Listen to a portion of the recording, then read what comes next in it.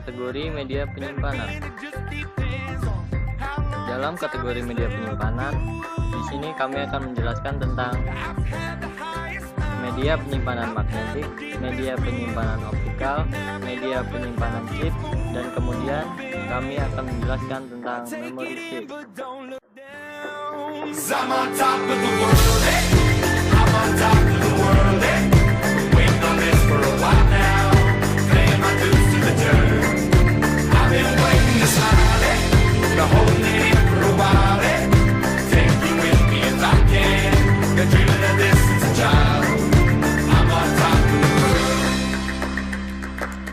I've tried to cut these corners, try to take the easy way out.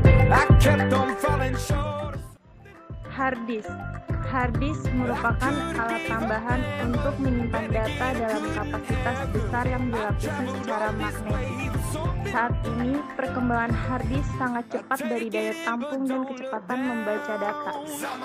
Perlu kalian ketahui, saat ini hard disk memang mutlak ada dalam setiap komputer atau laptop sebagai penyimpan sistem operasi yang permanen.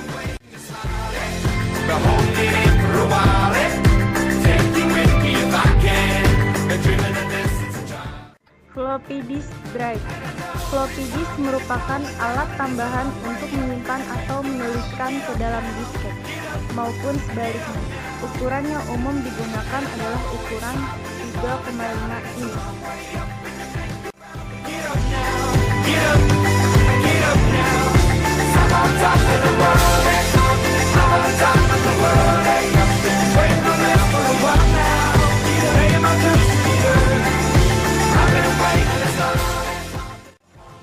USB flash disk. USB flash disk adalah alat penyimpanan data memori flash tipe NAND yang memiliki alat penghubung USB yang terintegrasi. Flash disk ini biasanya berukuran kecil, ringan, serta bisa dibaca dan ditulis dengan mudah. Kapasitas yang tersedia pada USB flash disk adalah 128 MB sampai 64 GB.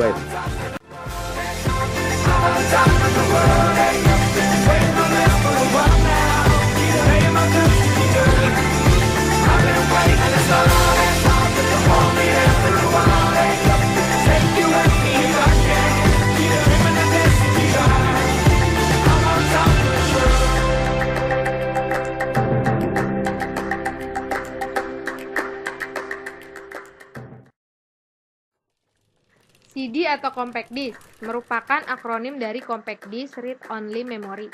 Adalah sebuah piringan kompak dari jenis piringan optik atau optical disk yang dapat menyimpan data.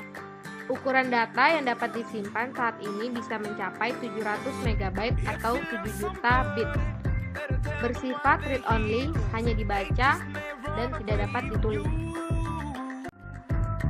You'll never know quite when, well, then again it just depends on how long the time is left with you. I've had the highest mountains, I've had the deepest river. You can have it all, but now keep moving. I'll take it in, but don't look down. Secure Digital atau bisa disebut SD card adalah sebuah format kartu memori flash yang digunakan dalam alat portable seperti PDA, kamera digital, dan telepon genggam. SD card dikembangkan oleh SanDisk, Toshiba, dan Panasonic berdasarkan kartu multimedia atau MMC yang sudah lebih dahulu ada. Selain memiliki sistem pengamanan yang lebih bagus daripada MMC, SD card juga bisa dengan mudah dibedakan dari MMC karena memiliki ukuran yang tebal dibanding kartu MMC standar.